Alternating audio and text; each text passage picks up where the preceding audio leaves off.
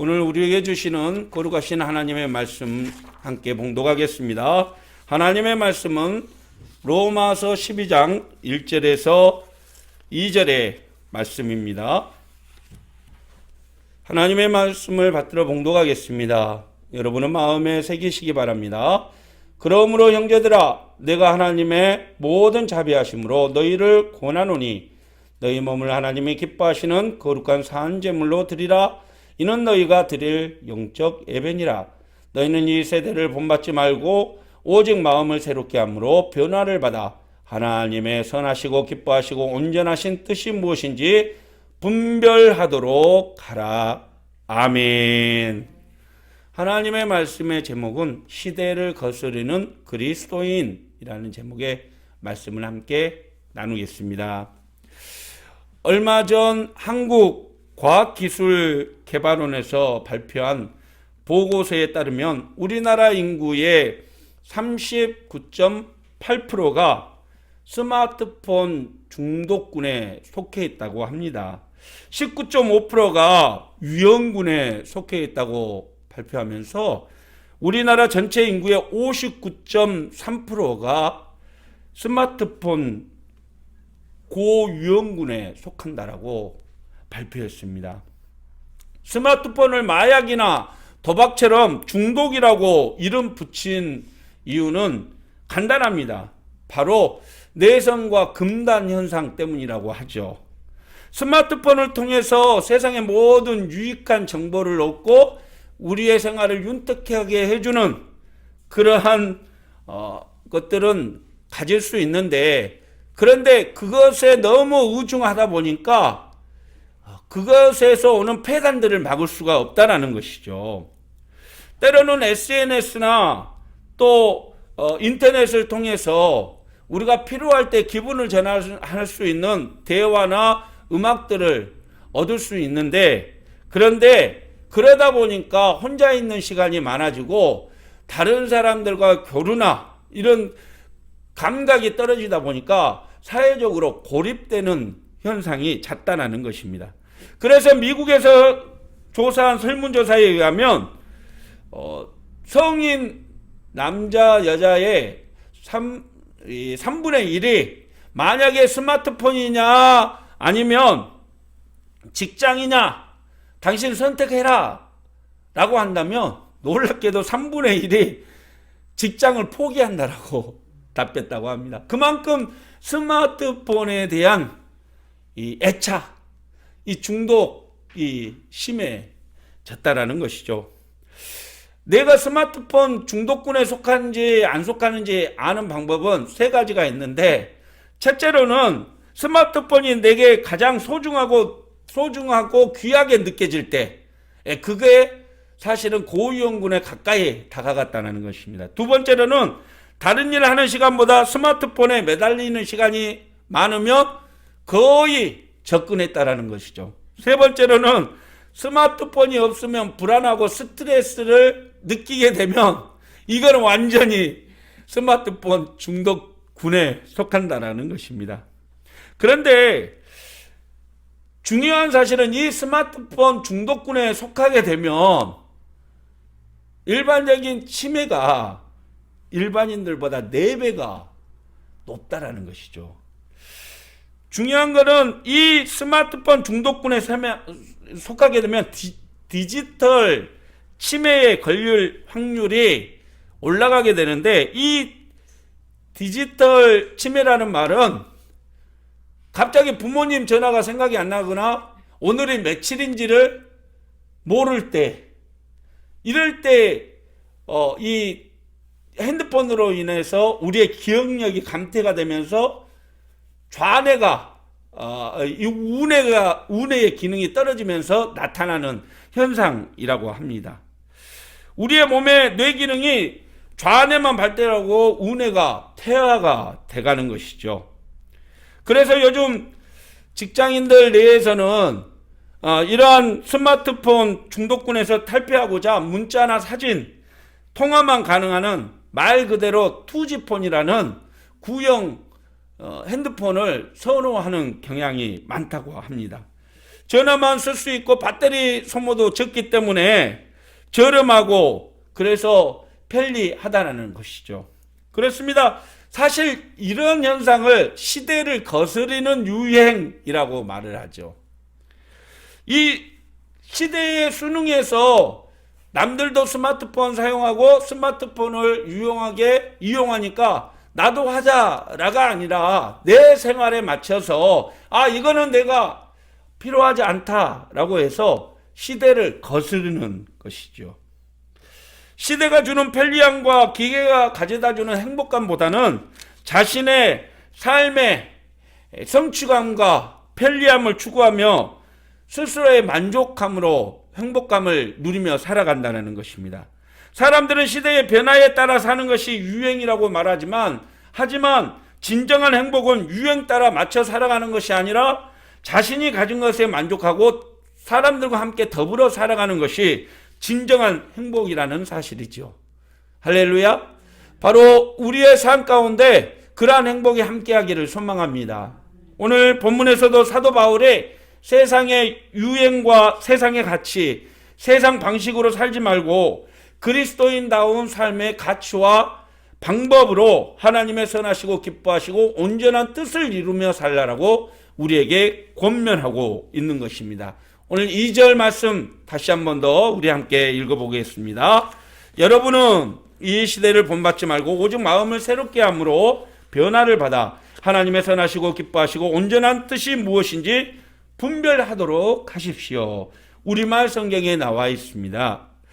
바울 사도는 이 세대를 본받지 말고 라고 말하는데 바울 사도가 말하는 이 세대가 무엇을 의미할까요?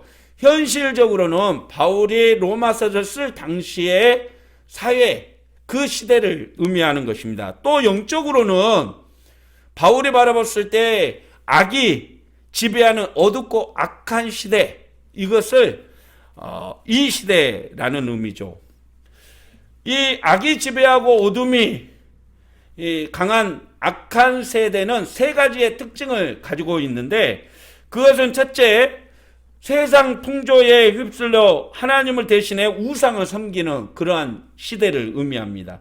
만물의 주인 대신 하나님보다는 인간의 풍요로움을 가져다 주는 우상을 즐기고 만족하며 살아가는 것이죠. 두 번째로는 진리 대신 거짓을 추앙하는 시대를 말하는 것입니다. 진실보다는 거짓을 좋아하고 참된 것을 바라보기보다는 편리한 것을 찾아가는 것이죠. 자신의 잘못을 덮기 위해 눈 하나 깜짝하지 않고 거짓말하는 그러한 시대를 말하는 것입니다. 세 번째로는 쾌락주의와 물질 만능주의가 팽배한 시대를 의미하는 겁니다.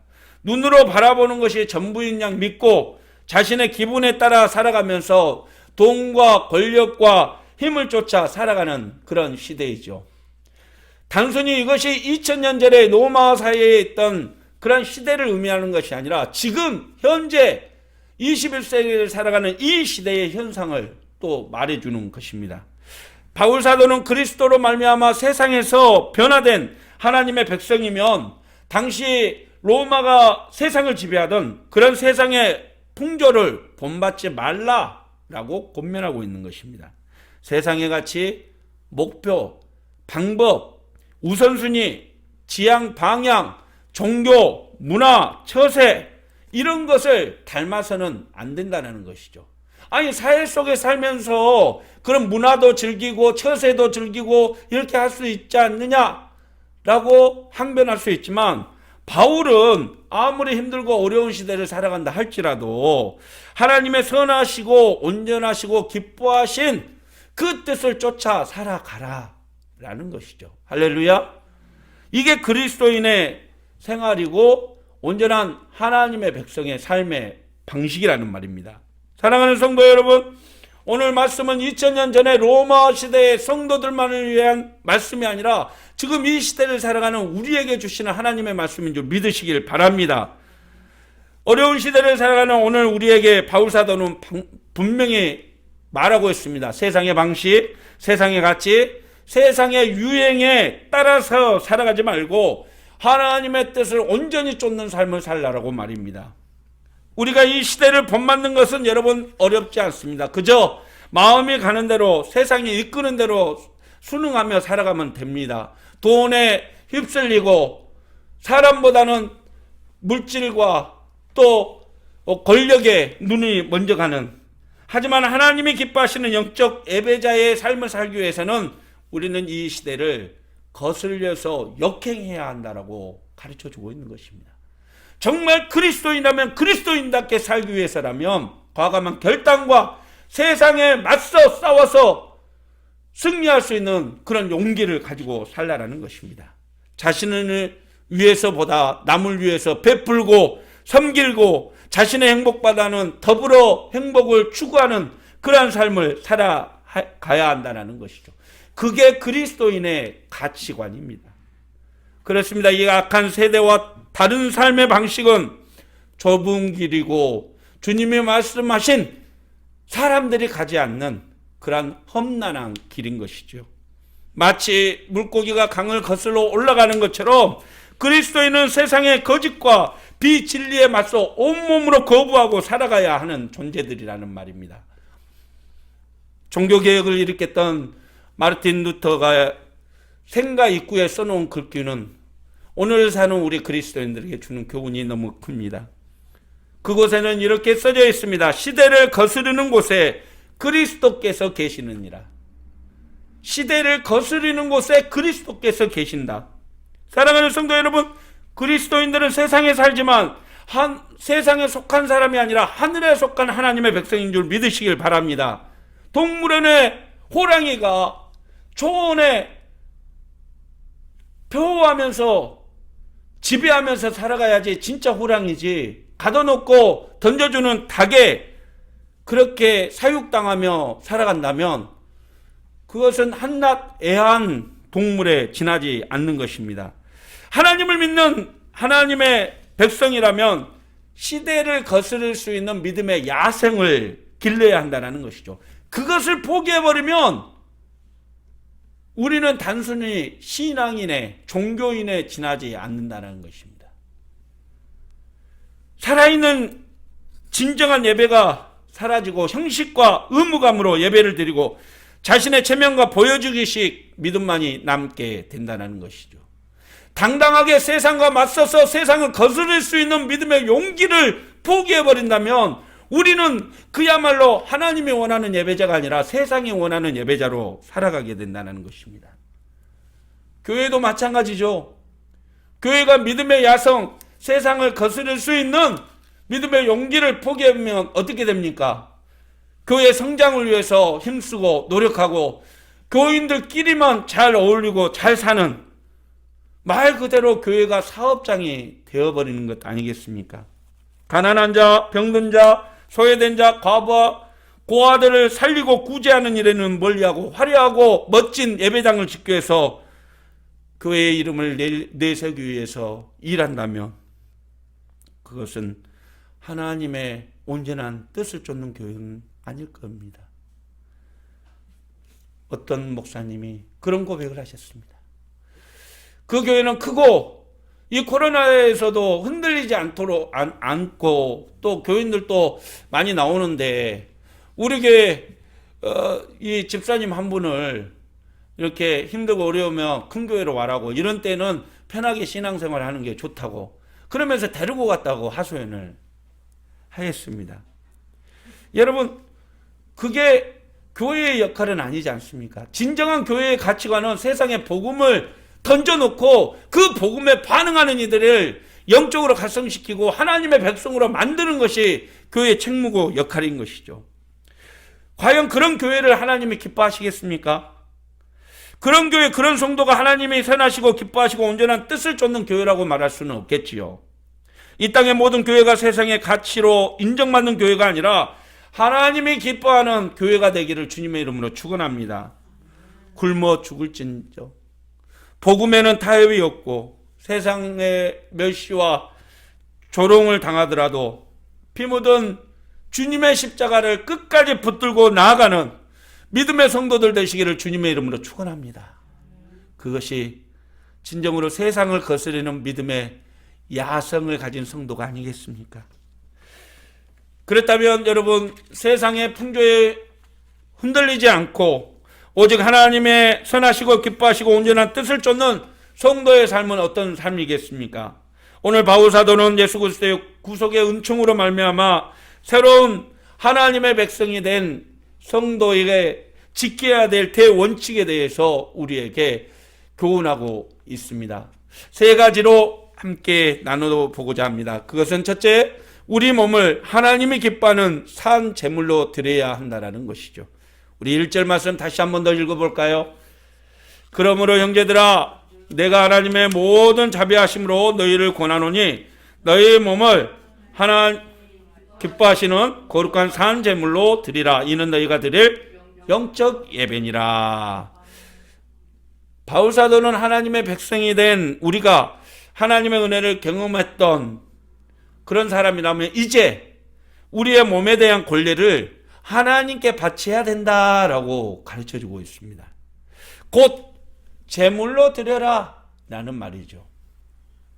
이 말은 구약 시대처럼 제단에서 죄를 전가받은 그런 제물의 피를 흘리는 그러한 이 대속 제물이 아니라 살아있는 제물로서 하나님이 기뻐하는 향기로운 냄새를 세상에 풍기는 제물이 되어야 한다라는 뜻이죠. 그렇습니다. 우리는 예수 그리스도를 통해서 구원을 받았고 우리는 마땅히 하나님께 감사하고 그분을 사랑하고 그분을 경배해야 될 존재로 세움 받았다라는 것입니다. 구원받지 않는 사람들이야 자기 뜻대로 자기 생각대로 사는 것 전혀 문제되지 않습니다. 그러나 예수 그리스도의 핏값으로 구원받는 저와 여러분은 하나님의 온전한 뜻을 쫓기 위해서 세움받았다는 사실을 결코 잊어서는 안 되는 것입니다. 그래서 성도라고 말할 수 있다면 내가 아니라 하나님이, 나의 영광이 아니라 하나님의 영광을 위해서, 나의 유익이 아니라 주님의 유익을 구하는 그런 삶을 살아야 한다는 것이죠. 그것이 거룩한 제물, 영적인 예배자의 삶의 모습인 것이죠. 거룩한 산 제물은 영적 예배를 드리는데 흠이 없는 삶을 의미하기 때문입니다. 구약에서 하나님께 제물을 드릴 때 흠 있는 제물은 결코 하나님이 받지 않으셨죠. 마찬가지입니다. 하나님이 인정하시는 성도의 삶은 하나님이 기뻐하는 합당한 예배가 되는 것입니다. 단순히 하나님이 기뻐하시는 것이 종교 행위가 아니라는 말씀이죠.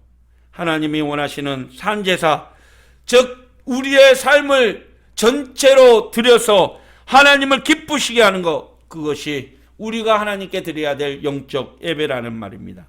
사랑하는 성도 여러분, 우리의 가정, 우리의 직장, 우리의 취미생활, 우리의 재산, 우리의 재능, 우리의 모든 삶을 주님께 드려 주님을 기쁘시게 하는 온전한 예배자의 삶을 살아갈 수 있기를 간절히 축원드립니다. 세상의 어떤 것보다 주님을 더욱 사랑하십시다.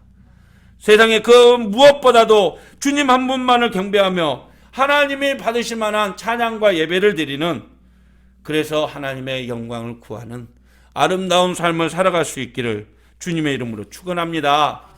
두 번째, 하나님의 은혜로 구원받은 저와 여러분은 하나님을 기쁘시게 하기 위해서 이 세대를 본받지 말아야 한다는 것이죠. 오늘 2절 말씀 한번 보시면 상반절에 이렇게 기록이 되어 있습니다. 너희는 이 세대를 본받지 말고 오직 마음을 새롭게 함으로 변화를 받아 라고 가르치고 있습니다. 여기에서 본받다 이런 말은 연결되다, 하나가 되다 라는 뜻입니다. 말 그대로 복사가 되다 라는 뜻도 가지고 있죠. 본받지 않는다라는 말은 고착되지 않는다, 그러니까 거기에 붙어서 살지 않는다라는 뜻입니다. 다시 말해서 이 세상에 붙어서 이 세상에 동화가 돼서 그렇게 살아가는 것이 아니라 새롭게 변화되는 그러한 자신을 헌신하는 삶을 살아가게 된다라는 말이죠. 코로나 시대를 살아가는 요즘 교회와 성도들의 삶이 은근히 세상을 따라가는 경향이 있습니다. 이것은 목회자인 제 자신에게도 해당되는 얘기죠. 교회는 편리주의를 쫓습니다. 코로나 방역의 수칙에 따라서 드리는 엄중한 시기의 예배이지만 사실 편리주의를 따라가고자 하는 것이 마음인 것이죠. 성도들도 온전한 믿음을 지키고 훈련하기보다는 세상의 풍조에 따라서 적당히 살아가는 것을 원하는 그런 시기입니다. 먼저 기도하고 말씀으로 자신을 무장시키기보다도 세상이 주는 결정 앞에 맥없이 무너질 때도 있는 것이죠. 내 생활하는 것이 주일날 예배드리는 것보다 앞서고 자신의 행복을 위해서는 믿음 생활도 잠시 내려놓는다. 이것이 지금 세상이 우리에게 가져다주는 세상의 풍조입니다. 적당하게 예배드리고 적당하게 살아가자. 위험한 것은 싫다. 이게 사실 세상 속에 살아가는 그리스도의 편리주의 생각이죠. 여러분, 그러한 세상 속에서 우리는 오직 십자가만을 바라보고 믿음 잃지 않고 믿음 변하지 않고 온전히 주님을 따르는 믿음의 세대 되기를 소망합니다. 오늘 바울 사도는 이 악한 세대를 본받지 말라라고 얘기합니다. 지금 살아가는 우리의 세대가 어떤 세대입니까? 돈이면 모든 것이 다 가능하고 엊그저께 뉴스에 나오는 것처럼 고등학생 3명이 친구를 강간하기 위해서 그러다가 살해까지 하기 위해서 보험 10억 원을 이렇게 가입해놓고 죽이려고 했던 그런 끔찍한 물질 만능주의 시대가 지금 아닙니까? 다른 사람을 짓밟고라도 성공 가도를 달리고 싶어하는 것이 요즘 시대 속의 직장인들의 바람 아니겠습니까? 자녀들은 오직 더불어 살아가는 삶이 아니라 나만 유익하면 된다라는 이기적인 풍조를 가지고 있는 시대 아니겠습니까? 그런데 주님은 뭐라고 말씀하십니까? 이 시대 가운데 너희들은 짠맛을 내는 소금이 되라고, 세상을 밝게 빛내는 빛이 되라고 가르쳐주지 않습니까? 그렇습니다. 어려운 시대 속에 이 세상의 풍조가 아니라 우리는 빛이 돼야 되고 소금이 돼야 됩니다. 다른 사람 그렇게 살아가더라도 우리만큼은 주님이 세우신, 핏값으로 세우신 저와 여러분만큼은 세상 속에서 그래도 세상을 거스리더라도 당당한 그리스도의 삶을 살아가야 된다는 말입니다. 소금이 모양만 하얗다고 소금이겠습니까? 맛을 안 내면 길거리에 밟힌다고 주님은 우리에게 말씀하셨습니다. 지금 교회는 맛을 내지 못해서 세상 속에서 밟히고 있습니다. 여러분, 이름만 그리스도인으로 사는 것이 아니라 진짜 교회를 살리고 주님의 영광을 나타내기 위해서는 우리가 진짜 그리스도인다운 짠맛을 내는 그러한 성도가 되기를 소망합니다. 그래서 오직 이 세대를 본받지 말고 오직 주님이 우리에게 주시는 새로운 세대를 기억하고 바라보며 주님 오실 그날까지 온전한 믿음으로 하나님 앞에 서나가는 아름다운 예배자가 되기를 소망합니다. 마지막 세 번째 교훈은 하나님의 선하시고 기뻐하시고 온전한 뜻이 무엇인지 분별해야 한다는 것이죠. 우리는 예수님을 믿고 난 후부터 우리 마음대로 인생을 살아가서는 안 되는 존재들로 부름받았습니다. 우리는 하나님의 백성이 됐기 때문에 우리의 주와 왕이 되시는 하나님의 뜻에 살아가야 된다는 것이요. 나의 이기적인 유익을 위해서 살아가서는 안 되고 하나님이 나에게 원하시는 것이 무엇인지를 분별하며 그 뜻을 따라 살아가야 한다는 것이죠. 그래서 이스라엘에서 가장 위대했던 왕으로 뽑혔던 다윗은 항상 무엇을 하든지 하나님의 뜻이 무엇인지를 분별하며 살아갔다는 것입니다. 우리 시편 18편에 나와 있는 다윗의 고백을 함께 읽어보겠습니다. 여호와께서 내 의를 따라 상 주시며 내 손의 깨끗함을 따라 내게 갚으셨으니 이는 내가 여호와의 도를 지켰고 악하게 내 하나님을 떠나지 아니하였으며 그의 모든 규례가 내 앞에 있고 내게서 그의 율례를 버리지 아니하셨습니다. 하나님의 뜻을 구하며 그 뜻대로 살아가는 다윗에게 하나님은 어떤 은혜를 더하셨습니까? 형통의 은혜를 더하셨습니다. 사랑하는 성도 여러분, 무슨 일을 만나든지 어떤 상황에서든지 하나님의 말씀과 기도를 통해서 하나님의 뜻을 분별하고 그 뜻대로 살아가는 우리가 되기를 축원합니다. 우리가 무엇을 행동하든지 이것이 하나님을 기쁘시게 하는 일인지 하나님의 선하신 일을 이루고자 하는 일인지를 분별해야 한다는 것이죠. 그래서 그리스도인들은 직장을 선택하든 학교를 선택하든 무엇을 선택하든지 항상 하나님의 말씀에 합당한 일인지 하나님의 영광을 구하는 일인지 잘 생각해서 판별해야 한다는 것이죠. 그래서 하나님이 기뻐하시지 않는 것이라면 과감하게 포기할 수도 있어야 된다는 것입니다. 그것이 세상을 거스르는, 시대를 거스르는 그리스도인의 삶이 아니겠습니까? 그것이 믿음의 야성을 회복한 성도의 삶이겠죠. 그런 믿음의 삶을 살아가는 저와 여러분이 되시기를 축복합니다. 말씀 마치죠. 초원을 사는 독수리는 두 종류의 독수리가 살아간다고 합니다. 하나는 죽은 동물만을 쫓아다니면서 그 냄새를 맡고 살아가는 독수리고요. 다른 하나의 독수리는 살아있는 동물, 활동하는 동물을 쫓아서 사냥해서 살아가는 동물이라고 합니다. 죽은 동물을 쫓아서 살아가는 독수리는 편하게 음식을 얻을 수 있지만 그러나 한 가지 문제가 있습니다. 혹독한 겨울이나 이렇게 위험한 때에는 사냥할 수 없기 때문에 굶주림에 죽어간다는 거죠. 하지만 살아있는 동물을 쫓아서 맹렬하게 그것들을 추격해서 살아가는 독수리는 어떠한 환경에서든지 버텨낼 수 있는 힘을 얻게 된다는 것이죠. 그렇습니다. 힘찬 날개짓과 날카로운 주둥이와 발톱을 갈아서 언제든지 사냥할 수 있도록 준비되어 있는 독수리는 무슨 일을 만나든지 승리하게 된다는 것입니다. 아무리 추운 겨울이라도 살아있는 동물을 사냥해서 굶어 죽는 법이 없다라는 것이죠. 여러분, 우리도 마찬가지입니다. 이 땅에서 배부르게 먹고 편히 살기 위해서 세상에 순응해서 살아간다면 우리의 믿음은 연약해지고 결국 세상을 쫓아 십자가를 내던져버리고 주님 곁을 떠나서 세상으로 나아가게 된다는 것입니다. 그렇습니다. 우리의 천국 백성의 믿음의 야성을 버려서는 안 된다는 말입니다. 오늘 바울 사도가 우리에게 요구하는 것은 바로 이것입니다. 이 시대를 따라 살아서는 안 된다고 말입니다. 세상과 타협하지 말고 세상 속에서 나약한 그리스도인으로 굴복한 삶을 살지 말고 나에게 향하신 하나님의 뜻을 이루며 세상의 빛과 소금으로 역할을 감당하는 믿음의 일꾼 되기를 주님의 이름으로 축원합니다.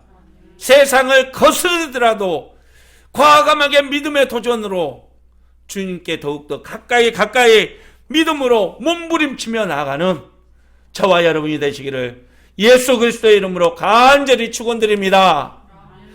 기도하겠습니다. 사랑의 하나님 아버지, 세상과 타협하지 않고 세상을 따라가지 않는 그러한 그리스도인의 삶을 살기를 원합니다. 나에게 향하신 하나님의 뜻을 이루는 세상의 빛과 소금의 역할을 감당하는 믿음의 일꾼 되기를 소망합니다.